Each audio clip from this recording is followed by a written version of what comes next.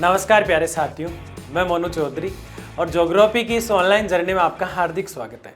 Class 11th की geography को पढ़ते हुए हम आगे बढ़ रहे थे और क्लास 11th की जो ज्योग्राफी है, भौतिक भूगोल के मूल सिद्धांत जो हमारी पुस्तक है, उसको बहुत ही शानदार और बहुत ही मज़ेदार तरीके से पढ़ते हुए हम आगे बढ़ रहे थे। उसमें 3 चैप्टर हमने कम्प्लीटली शानदार तरीके से पढ़ लिए थे। आज हमारा चौथा चैप्टर शुरू हो रहा है और इतना इंटरेस्टिंग और इतना मस्त चैप्टर है, यानी सारी भूगोल को निचोड़ के रख देता है ये चैप्टर, क्योंकि इसमें वो सारी बातें कही गई है जिससे महाद्वीप और महासागर बने। जैसा कि नाम से हमें पता चल रहा है, महासागरों और महाद्वीपों का वितरण, यानी कि भौतिक भूगोल के मूल सिद्धांत 11th ज्योग्राफी की हमारी जो पुस्तक है उसका चौथा चैप्टर यानी पहला लेक्चर चौथे चैप्टर का हम शुरू कर रहे हैं, जिसमें महासागर कैसे बने, महाद्वीप कैसे बने, ये ऐसी जो रहस्य हैं इनको हम सब रहस्यों को इसमें समझने वाले हैं। बड़े ही मस्त और शानदार तरीके से समझते हो, आपको अच्छे से नोट्स बनाना है और अच्छे से समझना है। जो कोई भी डाउट हो मेरे से पूछना है। तो शुरू करते हैं कि पढ़ने वाले क्या है इस चैप्टर में। इस चैप्टर के अंदर हम महाद्वीपीय पर्वा पढ़ेंगे, यानी महाद्वीपों का पर्वा किस प्रकार हुआ, महाद्वीप कैसे बने, महासागर कैसे बने। तो कभी कभी माइंड में ऐसा आता भी होगा, यार महाद्वीप कैसे बना होगा, महासागर कैसे बना होगा। तो ये जितने भी माइंड में आज तक सवाल हमारे उठे हैं उन सबको हम क्लास करने वाले हैं। महाद्वीपीय विस्थापन, महाद्वीप भी उठ उठ के एक स्थान से दूसरे स्थान पर चले जाते हैं, इस पे भी हम चर्चा करेंगे। प्लेट विवर्तन की, प्लेटें टकराती है भूकंप में, जैसे प्लेटें टकराती नहीं ना, 2 प्लेटें टकरा रही, फिर भूकंप आता था, आपस में यूं चलती थी धीमी गति से, फिर एकदम से ऊंचाल आता था, फिर दोनों चट्टानें जो होती थी वो टकरा जाती थी और फिर भूकंप आ जाता था। तो ऐसे प्लेट विवर्तन की कैसे हुई इसके बारे में हम जानेंगे। प्लेटों का प्रवाह किस प्रकार से बढ़ता है, कुछ कुछ भूकंप से मिलती जुलती बातें फिर आने वाली है जो हमने पहले से ही पढ़िए।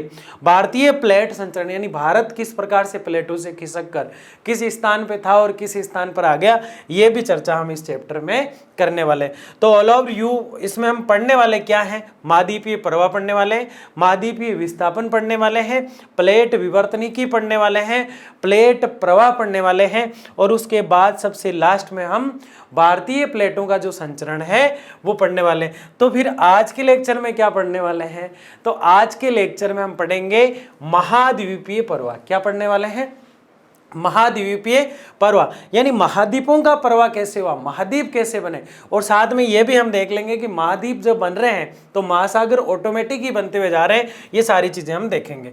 वैज्ञानिक भूगोलवेता थ्योरी, यानी कौन कौन से वैज्ञानिक, कौन कौन से भूगोलवेता, कौन कौन से जलवायुवेता, कौन कौन से खगोलवेता ऐसे आए जिन्होंने हमें अलग अलग थ्योरी यानी अलग अलग सिद्धांत, अलग अलग विचार दिए कि महासागर और महाद्वीप कैसे बने।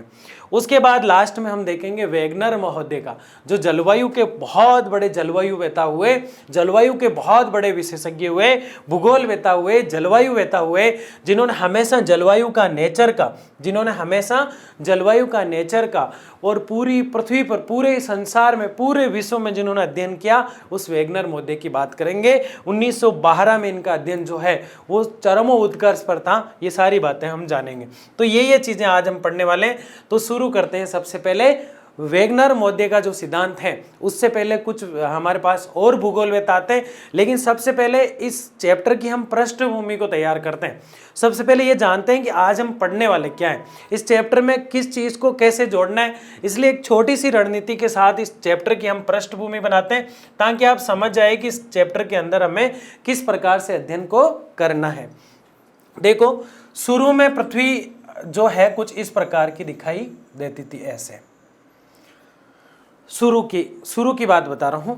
इस प्रकार से पृथ्वी जो है वो दिखाई दे रही है। ये गोला जैसे इसी को मान लो, आप कोई दिक्कत नहीं है। लेकिन जो ये गोला था इसको हम पैंथालासा के नाम से जानते थे। पैंथालासा, किस नाम से जान रहे हैं इसको हम, पैंथालासा के नाम से जान रहे हैं। और ये पानी है, क्या है ये, पानी। ये पूरा का पूरा है क्या, पानी। इसके अंदर एक और गोला बना हुआ है। गोले के अंदर गोला ऐसा नहीं है, जैसे पानी की बाल्टी और उसके अंदर बर्फ का टुकड़ा पड़ा है तो अलग ही दिखेगा ना, क्योंकि वो ठोस है। तो ये चारों ओर का जो आवरण है ये वाला, ये तो पूरा पानी पानी था, है ना, तू है पानी पानी, वो वाला ये तो पूरा पानी पानी था। तो इसको तो पानी वाले एरिया को तो हम कहते थे पैंथालासा। क्या कहते थे, पैंथालासा। और जो अंदर ठोस था, कैसे ही समझ लो इसको, एक बहुत बड़ा पानी का कुंड है और उसके अंदर बहुत बड़ा पत्थर पड़ा, बहुत बड़ा सोच भी नहीं सकते इतना बड़ा पत्थर पड़ा है। और इस बड़े से पत्थर को, जिससे सारे महाद्वीप बने, सारे महाद्वीपों का निर्माण हुआ। अब जो आपको ये नीला नीला दिखाई दे रहा है, ये पूरा जो पानी पानी दिखाई दे रहा है आपको, ये पैंथालासा है। ये क्या है? पैंथालासा। ये क्या है भाई? पैंथालासा। इसमें थोड़ा कलर में दिखेगा कम आपको, लेकिन जो पानी पानी दिखाई दे रहा है ये क्या है? पैंथालासा। लेकिन जो व्हाइट व्हाइट दिखाई दे रहा है, ये व्हाइट व्हाइट पूरा एक ही था पहले। ये कैसी बात बता रहे? हाँ, ये एक ही था पहले पूरा, और चारों तरफ पानी था इसके। जो चारों तरफ ये पूरा जितना भी आपको पानी दिखाई दे रहा है, ये चारों तरफ था। और जो ये व्हाइट व्हाइट दिखाई दे रहा था, ये बीच में गोल गोल था। और ये जो गोल गोल था, इसको हम कहते थे पेंजिया। पेंजिया, इसको हम क्या कहते थे? पेंजिया। बात समझ में आ रही? जो चारों तरफ पानी था उसको तो क्या कहते थे? पैंथालासा।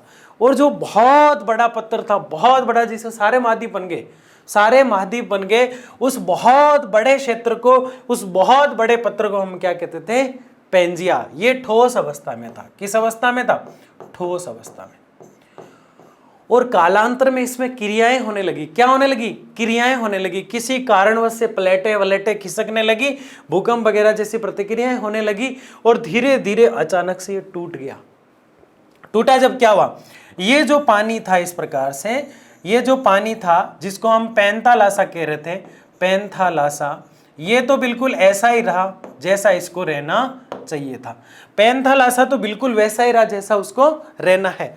लेकिन जो अंदर वाला भाग है वो इस प्रकार से टूट गया। ऐसे ऐसे दो भाग बन गए इसके। इस प्रकार से थोड़ा सा जुड़ा रहा, यहां से दो भाग बन गए। कितने भाग बन गए?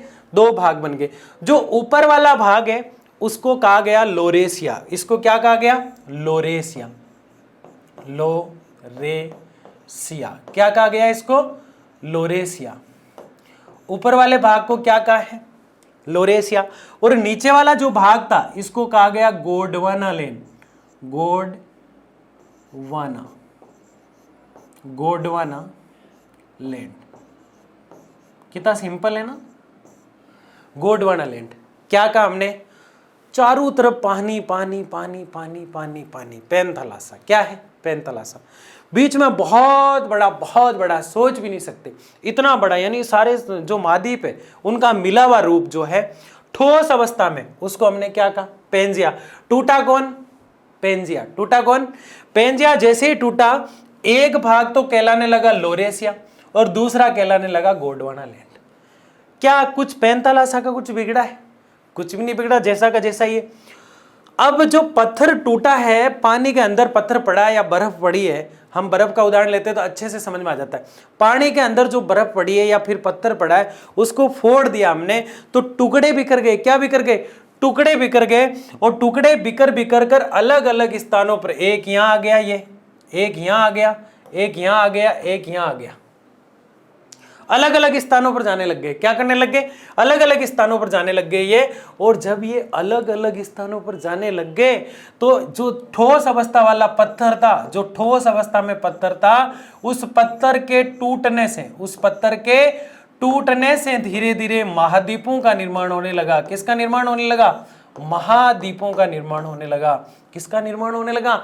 जरूरी नहीं है सारे महाद्वीप बनेंगे, कुछ छोटे छोटे टुकड़े भी अलग अलग देश बन गए जो धीरे धीरे महाद्वीपों में शामिल तो किए जाते हैं, लेकिन अलग ही कुछ बड़े टुकड़े हमें दिखाई दे रहे हैं और कुछ छोटे टुकड़े दिखाई दे रहे हैं। लेकिन एक बड़ी रोचक जानकारी, बड़ी मस्त जानकारी, बड़ी शानदार बात बताऊंगा आपको। यहाँ कुछ इस प्रकार से पानी जो है पत्थरों के बीच में इकट्ठा होने लगा और ये जो भाग है ये तैतीस सागर कहलाया। क्या कहलाया?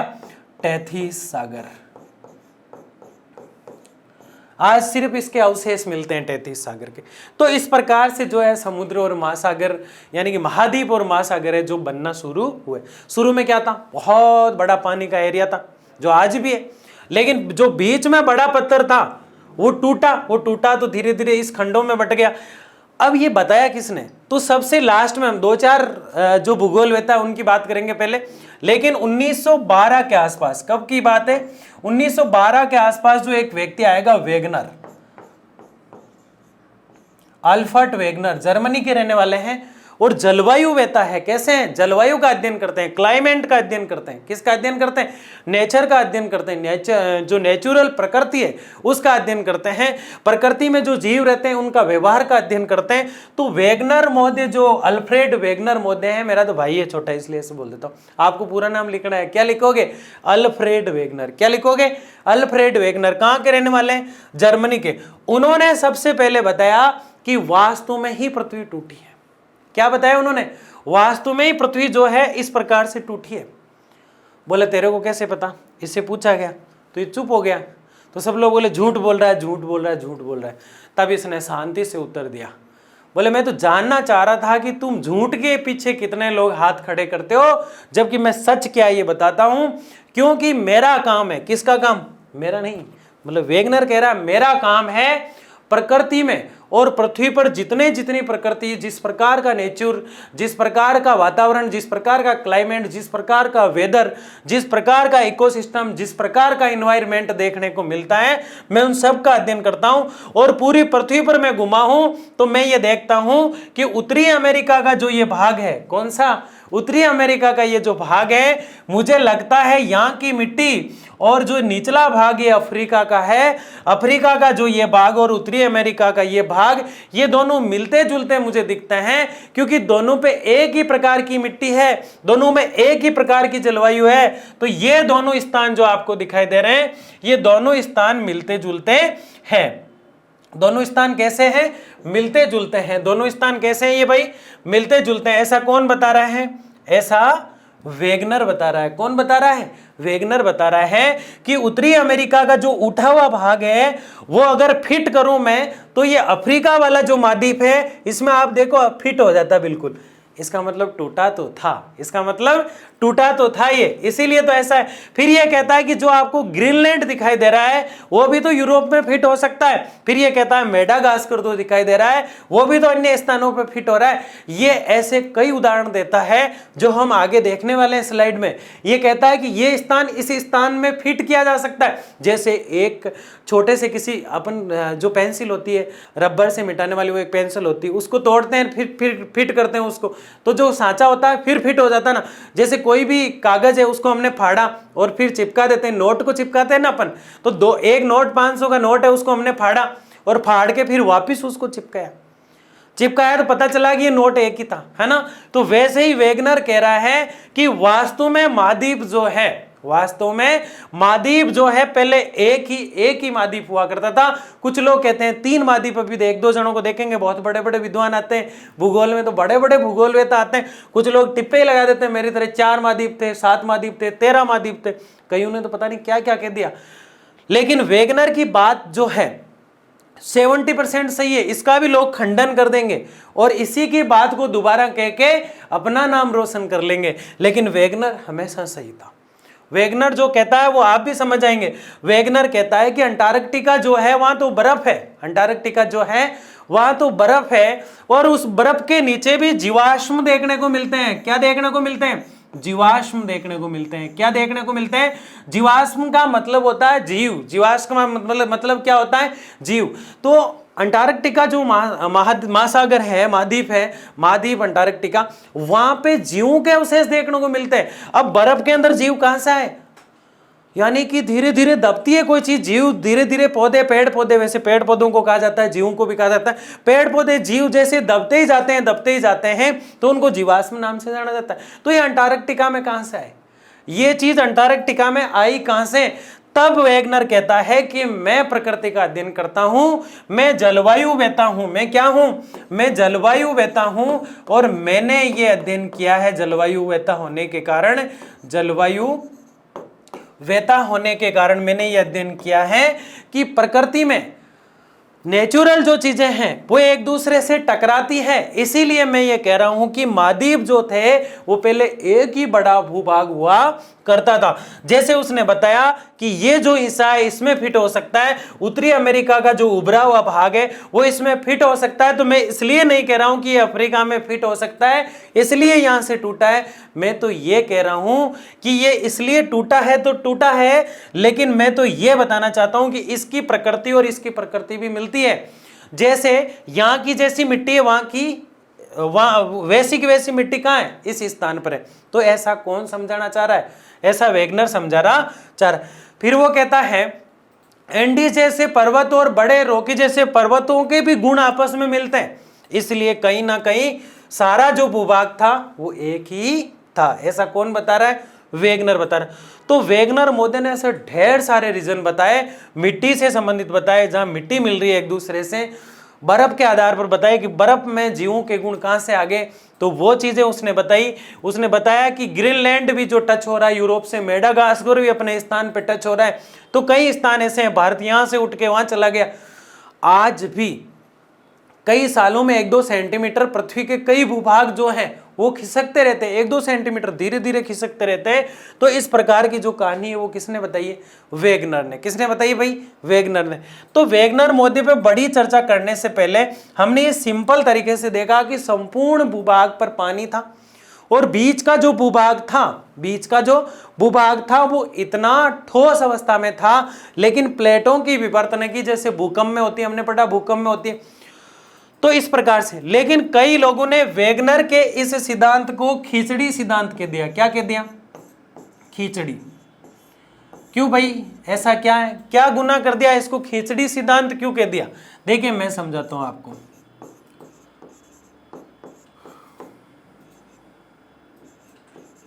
कौन सा सिद्धांत का है, खिचड़ी सिद्धांत। क्यों, क्योंकि हमने जब ज्वार भाटा पढ़ा तब मैंने कहा कि पृथ्वी जब ऐसे घूमती है अपने अक्ष पर, इस प्रकार से अपने अक्ष पर पृथ्वी घूमती है, तब जो पानी होता है वो छलक जाता है। महासागरों का पानी जो होता है वो छलक जाता है, छलक कर ऊपर जाता है तो जवार और वापस आता है तो बाटा। ये बात जवार बाटा के लिए मैंने कही थी, लेकिन ये वेगनर के सिद्धांत पर कैसे लागू होती है? वेगनर के सिद्धांत के लिए लोग ऐसा कह रहे हैं कि पृथ्वी जैसे ही घूमती है तो हमने ऐसी कल्पना की कि एक थाली के अंदर जो होता है कुछ भी ऐसी ठोस और तरल दोनों प्रकार की, जैसे खिचड़ी हम जिसे कह सकते हैं, वो खिचड़ी हमने एक थाली में ली और जैसे ही पृथ्वी घूमी तो वो खिचड़ी इधर से इधर ठसमस जो है पूरी शामिल हो जाती है, इधर की इधर आ जाती है और इधर की इधर आ जाती है। तो वेगनर का प्लान कुछ ऐसा ही कह रहा है कि जैसे ही पृथ्वी घूमी तो चट्टाने पत्थर जो है गड़बड़ा गए और पत्थर के टुकड़े होके इधर उधर फैल गए। भारत यहां से वहां चला गया, ये उत्तरी अमेरिका अफ्रीका से टूटकर यहां आ गया, जो ग्रीनलैंड है वो यहां से टूटकर वहां चला गया, मेडागास्कर साइड में चला गया। तो इस प्रकार के ढेर सारे तट जो है, तटों की चर्चा वेगनर करता है। तो वेगनर बहुत प्यारा सिद्धांत देता है और वेगनर का सिद्धांत जो है इस पे इतना जोर हम क्यों दे रहे हैं? क्योंकि ये 100 में से 100% किस में पूछा जाता है? आपके हाफ ईयरली और ईयरली दोनों एग्जाम में पूछा जाता है। ये महाद्वीपों का प्रवाह हुआ है, क्या हुआ है? महाद्वीपों का प्रवाह हुआ है, इसलिए इसको महाद्वीपीय प्रवाह सिद्धांत कहते हैं। ये महाद्वीप उठकर वहां चला गया, ये उठकर यहां आ गया, तो महाद्वीपों का प्रवाह हुआ ना, इसलिए हमने लेक्चर फ्लो में पहला ही शब्द क्या पढ़ा? महाद्वीपों का प्रवाह। जैसे हवा का प्रवाह, हवा का चलना, वैसे ही महाद्वीप भी चलने लगे तो क्या हो गया? महाद्वीपीय प्रवाह। तो मैंने आपको जो ये चीज समझाई है उसी को हम लिखी हुई और पीपीटी तौर पर देखेंगे, लेकिन जो निचोड़ था वो मैंने आपको एक साथ समझाने का प्रयास किया। आपको कुछ नाम हमेशा नींद में ही याद होना चाहिए। सबसे पहले पैंथालासा, फिर पेंजिया। पैंथालासा पानी है, पेंजिया ठोस है। पेंजिया टूटा है, पैंथालासा नहीं टूटा है। पेंजिया टूटते ही पेंजिया के दो भाग हुए, पहला लोरेसिया और दूसरा गोंडवाना लैंड। बीच का जो पानी का भाग है उसमें तैरना नहीं है, उसका नाम है तैतीस सागर। उसका नाम क्या है? तैतीस सागर। ये इस प्रकार की रूपरेखा हमने बनाई है। उत्तरी अमेरिका का एक भाग टूटकर अगर मिलाया जाए तो अभी भी मिल सकता है, ये जो अफ्रीका है उससे टूटकर मिला है। तो ऐसे कई उदाहरण हम आगे देखने वाले हैं। आपको इसका 70% या 50% भी यहाँ याद हुआ है, इसका मतलब आपने चैप्टर की जो नस होती है, नब्ज जो होती है, वो आपने पकड़ ली। क्योंकि महाद्वीपीय प्रवाह सिद्धांत ही सब कुछ इस चैप्टर को चलाने वाला है, यानी पतंग की डोर ये कहानी है पूरी।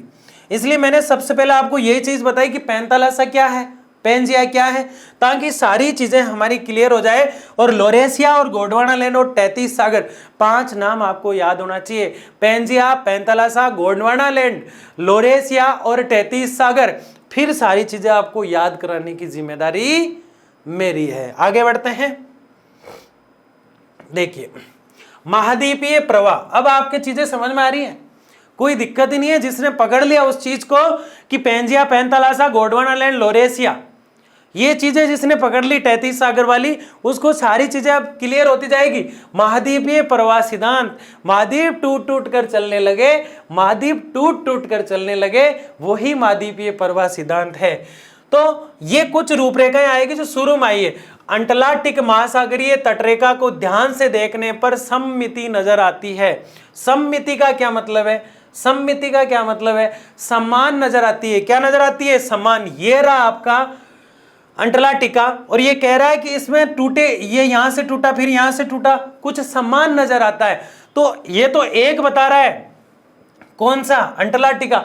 हमने तो उत्तरी अमेरिका का भाग अफ्रीका से टच होता है, ऊपर वाला जो ग्रीनलैंड है उसका भाग जो है वो किससे टच हो रहा था? यूरोप से। ग्रीनलैंड अपने ऊपर वाले, मेडागास्कर अपने ऊपर वाले भाग से टच हो रहा था। तो कई तटरेखाएं मिलती है और उसमें हमने शामिल कर लिया अंटार्कटिका भी है, वो भी तटरेखा से टूटा हुआ है। यानी सब टूटे तभी तो बने भाई, एक ही पत्थर था, टूटा तभी तो महाद्वीप बने और महासागर बने। महाद्वीप कितने हैं? महाद्वीप ठोस होता है। महाद्वीप क्या होता है? ठोस होता है। और हम किस अवस्था में रहते हैं? हम किस अवस्था पर रहते हैं? हम ठोस अवस्था पर रहते हैं। धरती कैसी है हमारी? ठोस है। धरती कैसी है हमारी? ठोस है। और ठोस स्थान जो होता है उस पर हम रहते हैं, इसलिए महाद्वीप हमारा साथ देते हैं, इसलिए इनकी संख्या 7 है। महाद्वीप कितने हैं? 7। और महासागर कितने हैं? 5। महाद्वीप कितने हैं? 7 क्या है भाई? महाद्वीप। तो महासागर कितने हैं? 5। ये तो बहुत छोटी चीज है, आपने बहुत छोटी क्लासों में पढ़ ली। आज तो हम ये देख रहे हैं ये टूटे कैसे, बने कैसे, बिखरे कैसे, है ना। तो ये वाला मामला इसका हम देख रहे हैं। अब इस समिति के कारण ही वैज्ञानिकों ने बताया भाई ये टूटकर अलग हुए, तटरेखा मिलती है, जीव मिलते हैं, वहां का क्लाइमेट मिलता है, पर्वतों की रूपरेखा मिलती है, नीचे की जीवाश्म मिलते हैं, तो कुछ गुण मिलते हैं। तो फिर वेगनर ने कैसे बता दिया? क्योंकि वेगनर को पता था ये गुण इस चीज में है। वेगनर को ये आइडिया कैसे आया? उसके माइंड में ये चीज कैसे आ गई कि मैं पूरी पृथ्वी का अध्ययन करूं? नहीं, उसका काम था जलवायु का अध्ययन करना। वो जहां भी जाता वहां की मिट्टी का अध्ययन करता, वहां के पर्वतों का अध्ययन करता, वहां की वनस्पति का अध्ययन करता, वहां के मौसम का अध्ययन करता, पूरे क्लाइमेट, वेदर, इकोसिस्टम, इन्वायरमेंट, सब चीजों का वो अध्ययन करके निचोड़ निकालता। तब वो पाता कि ऐसा ही निचोड़ मैंने वहां भी निकाला था। तब वो कहता कि ये भाग और ये भाग आपस में जुड़े हुए हैं, और इसीलिए उसने सिद्धांत दे दिया कि महाद्वीपों का भी प्रवाह हुआ है। क्या हुआ है? प्रवाह। देखो और क्या कह रहे हैं? साथ जुड़े होने की संभावना बता रहा है। दक्षिणी अमेरिका प्लस उत्तरी अमेरिका, दक्षिणी अमेरिका प्लस उत्तरी अमेरिका, ये यहां दिखाई दे रहे हैं, पीछे वाले में देख लो, ये यहां देखो, उत्तरी अमेरिका और दक्षिणी अमेरिका भी जुड़े, सब जुड़े हुए थे। कोई ऐसे लोड लेने वाली बात ही नहीं है, सारे जुड़े हुए थे। पत्थर ये कि था बहुत बड़ा ना, मकान इसे बना नहीं सकते थे, तो तोड़ के बिखेर दिया इसको, है ना। तो ये चीजें हमें देखना है, ठीक है। तो सारे बिखरे हुए थे। दक्षिण अमेरिका प्लस उत्तरी अमेरिका जुड़े हुए थे, यूरोप प्लस अफ्रीका जुड़े हुए थे, यूरोप प्लस अफ्रीका जुड़े हुए थे। तो कुछ नाम आपको याद कर लेना है। अब ये जो है ना, शुरू में जो आए ना, उसका सिर्फ नाम लिया जाता ताकि वो खुश हो जाए, क्योंकि शुरुआत उसने की, बाकी किया इन्होंने कुछ भी नहीं है। मुझे बताओ, इरेटोस्थनीज भूगोल के जो है शब्द का प्रयोग किया, लेकिन काम किसने किया? हिकेटियस ने। लेकिन नाम किसका लेना पड़ता है? इरेटोस्थनीज का। ठीक उसी प्रकार से सर्वप्रथम, कब की बात कर रहे हैं? सर्वप्रथम जिस व्यक्ति ने संभावनाएं खोदी, किसकी? सर्वप्रथम संभावना जो खोजी है 1596 में अब्राहम ऑर्टेलियस। इसने कहा कि हाँ यार, मुझे भी लगता है कि ये टूट टूट कर बिखरे हैं। ऐसे ही इसने टिप्पा लगाना जिसे नहीं कहते, है ना। अपन सोचते हैं हाँ यार ये हो सकता है, ये नहीं, ये हो सकता है, नहीं ये पक्का होगा। ऐसे काल्पनिक बात कही इसने। किसने? अब्राहम ऑर्टेलियस ने। किसने कही? अब्राहम ऑर्टेलियस ने। तो आपको सिर्फ ए ओ याद रख लेना है, अब्राहम ऑर्टेलियस याद रख लेना है। कब का इसने? 1596 में।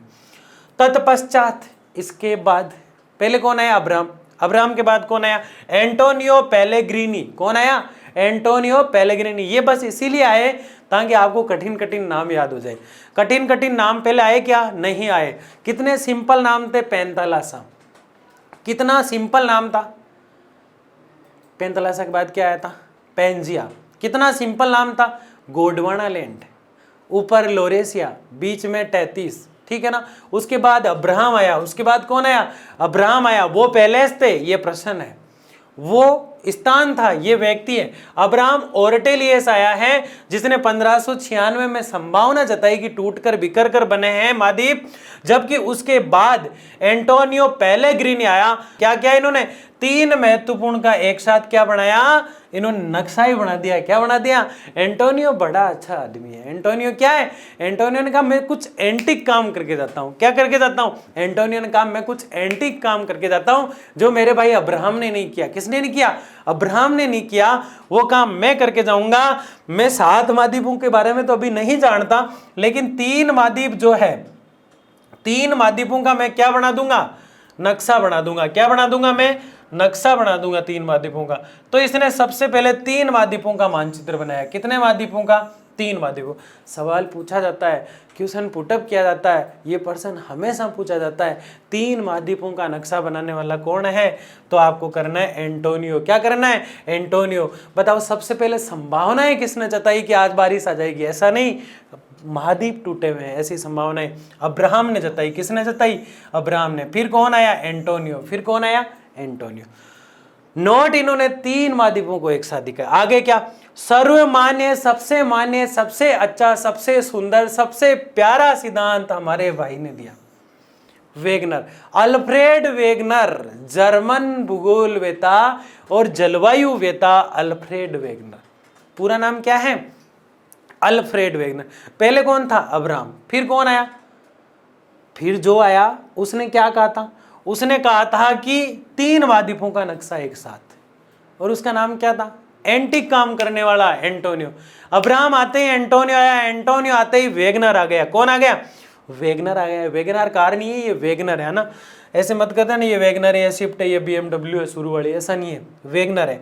अल्फ्रेड वेगनर, जर्मन भूगोलवेता और जलवायुवेता अल्फ्रेड वेगनर ने महाद्वीपीय विस्थापन सिद्धांत दिया और 1992 ईस्वी में वितरण से संबंधित महाद्वीपीय विस्थापन, महाद्वीपीय प्रवाह, दोनों चीजें मिलती जुलती हैं, क्योंकि प्रवाह नहीं होगा तो क्या विस्थापन होगा?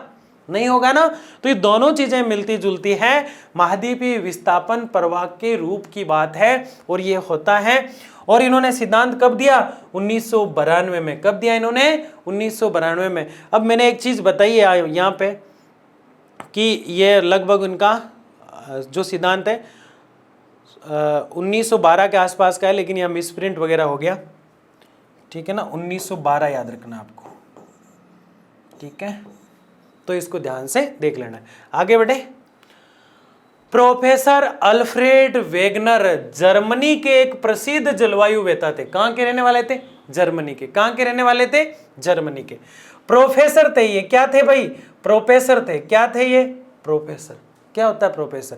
PhD करके कॉलेज में जो व्याख्याता होते हैं ना, जिनके आगे डॉक्टर लगा करता है, वो प्रोफेसर होते हैं। क्या होते हैं? प्रोफेसर अल्फ्रेड वेगनर जर्मनी के एक प्रसिद्ध जलवायुवेता, जलवायु के बारे में अध्ययन करते थे, तथा भूशास्त्रवेता। भूशास्त्रवेता का मतलब है भूगोलवेता। ये क्या है? ये भूगोलवेता ही थे। प्राचीन काल में जलवायु संबंधी परिवर्तनों को स्पष्ट करने के लिए उन्होंने विश्व के समस्त महाद्वीपों पर घूमना शुरू कर दिया ना, महाद्वीपों का गहन अध्ययन किया। इस अध्ययन में उन्होंने महाद्वीपों के बीच आश्चर्यजनक समानता देखी अतः महासागरों की तली तथा महाद्वीपों की स्थिरता की प्रचलित अवधारणा को गलत प्रमाणित करने के लिए वेगनर ने अपनी प्रतिस्थापना प्रकल्पना का प्रतिपादन किया। ये किसको गलत साबित करना चाह रहे हैं? ये अब्राहम को और एंटोनियो को गलत साबित करना चाहते हैं कि उनके द्वारा दिए गए सिद्धांत सही नहीं है, क्योंकि मैंने पूरी धरती पर घूमकर जलवायु का अध्ययन किया है। जलवायु में क्या क्या परिवर्तन आते हैं ये मुझे पता है, क्योंकि मैं क्या हूं? जलवायुवेता हूं। मैं क्या हूं? जलवायुवेता हूं। मुझे ये पता है जलवायु में बहुत परिवर्तन होते हैं, क्योंकि मैं समस्त महाद्वीपों पर घूमा हूं। क्या किया वेगनर ने? वेगनर समस्त महाद्वीपों पर घूमा है, अध्ययन किया है। इस अध्ययन में उन्होंने महाद्वीपों के बीच आश्चर्यजनक समानता देखी। महाद्वीप जो होते हैं उनमें समानता है, हमने बताया उत्तरी अमेरिका और अफ्रीका में, ग्रीनलैंड और यूरोप में। फिर ये बता रहा था उत्तरी अमेरिका और दक्षिणी अमेरिका में, तो यूरोप और अफ्रीका में सब में समानता आपस में। तो ये कह रहा है समस्त महाद्वीपों का गहन अध्ययन किया और तटों पर समानता मिलेगी। ये जो तट हैं, इस तट से ये तट, ये जो मान लो ये एक महाद्वीप है, ये टूटकर 2 हो गए, तो इसका जो इधर वाला तट और इसका इधर वाला तट, इन दोनों में समानता होगी, इस तट में इसमें समानता नहीं होगी। बात समझ रहे हैं आप? समानता दोनों तटों में होगी। तो आश्चर्यजनक समानता है, सोच भी नहीं सकते इतनी समानता है।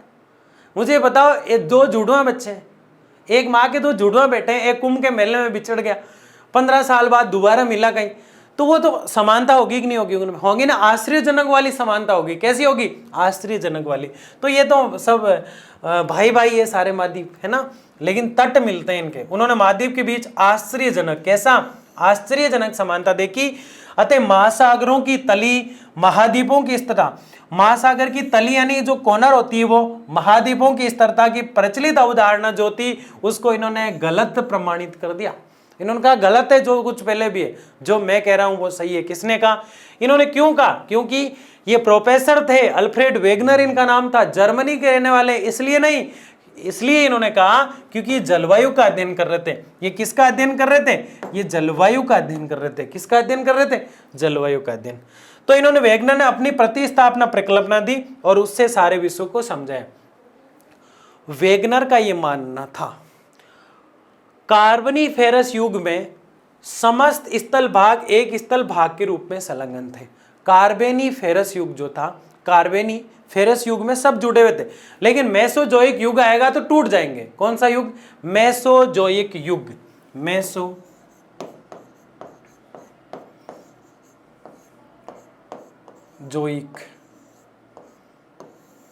युग।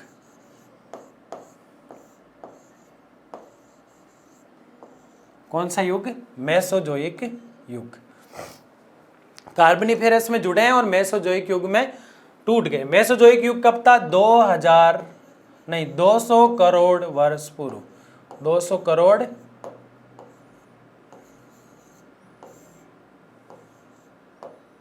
वर्ष पूर्व। 200 करोड़ वर्ष पूर्व कौन सा युग था? मेसोजोइक युग। उस समय ये टूट कर बिखर गए, जबकि एक कब हुआ करते थे? कार्बेनीफेरस युग में। कार्बेनीफेरस युग में। बात आ रही है समझ में? क्या पढ़ रहे हैं? मैं तो किसको दे रहे हैं बताओ आप? वेगनर को। किसको दे रहे हैं? तो लिखना है जय वेगनर, जय जिंदाबाद वेगनर, जय हिंद वेगनर, है ना, क्योंकि भारत का नहीं है लेकिन दिल से इसकी इज्जत करते हैं, है ना। समस्त स्थल भाग एक स्थल भाग के रूप में संलग्न था यानी जुड़े हुए थे। इस स्थल पिंड का नामकरण पेंजिया किया गया। क्या किया गया? इसका नाम पेंजिया। जानते हैं ना, हम तो पहले से ही जानते हैं। यानी जो स्थल खंड था बीच वाला, हमने जब बनाया वो गोला, उसके अंदर एक और गोला, गोले के अंदर फिर गोला, है ना। जो पिंड में वो ब्रह्मांड में, और जो ब्रह्मांड में है वो पिंड में है, तो जो बीच वाला जो पिंड था वो क्या है? पेंजिया। बाहर वाला पानी पैंतालासा। तो देखो पैंतालासा भी कह रहा है इस छोटे छोटे आंतरिक सागरों का विस्तार था। पेंजिया के चारों ओर एक विशाल जल भाग था जिसका नामकरण वेगनर ने क्या कह दिया? पैंथालासा। ये भी जानते हैं अपन। क्या बात है, होशियार हो गए अपन तो, है ना। पहला क्या था? पेंजिया, बीच वाला। बाहर वाला क्या? पैंथालासा। दक्षिण भाग जो है इसका गोंडवाना लैंड था, नीचे वाला गोंडवाना लैंड था। ऊपर वाला जो भाग है इसका लिखा क्या? इसने लिखा ही नहीं, लोरेशिया था। क्या था? पढ़ चुके हैं, है ना। प्रदर्शित करता था। आगे चलकर पेंजिया का विभाजन हुआ तथा स्थल भाग से दूसरे अलग हो गए। ये विभाजन दो दिशाओं में प्रवाह के कारण दोनों फैल गए और बीच में कौन आ गया? तैतीस सागर आ गया। तो अपनी 11th की किताब में कई चीजें लिखी हुई नहीं है, तो मैंने आपको पहले डायग्राम बना के बता दी। तैतीस सागर बीच में, नीचे गोंडवाना लैंड, ऊपर लोरेशिया, मिलाकर क्या कहेंगे? पेंजिया। बाहर के पानी को क्या कहेंगे? पैंथालासा। पहला सिद्धांत 1596 में अब्राहम ने दिया, दूसरा एंटोनियो ने 3 महाद्वीपों को एक साथ दिखा दिया। फिर किसका आया? वेगनर का, ठीक है ना।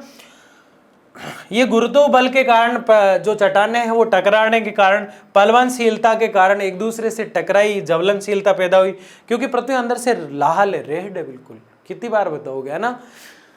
पश्चिम की ओर सूर्य तथा चंद्रमा के ज्वारीय बल के कारण हुआ, माना गया। परिणाम स्वरूप महासागरों तथा महाद्वीपों का वर्तमान स्वरूप प्राप्त हुआ। बताओ क्या पढ़ा? वेगनर पढ़ा। क्या पढ़ा हमने? वेगनर को देखा।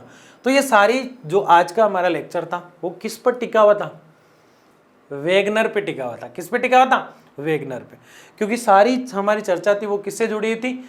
वेगनर से, है ना। वेगनर ही है जिसने सब कुछ बताया है, वेगनर ही है जिसने सब कुछ समझाया है। तो अच्छे से मन लगा के पढ़ना है, शानदार तरीके से पढ़ना है, मस्त तरीके से पढ़ना है। कोई भी डाउट हो तो पूछना है और आगे बढ़ते हैं।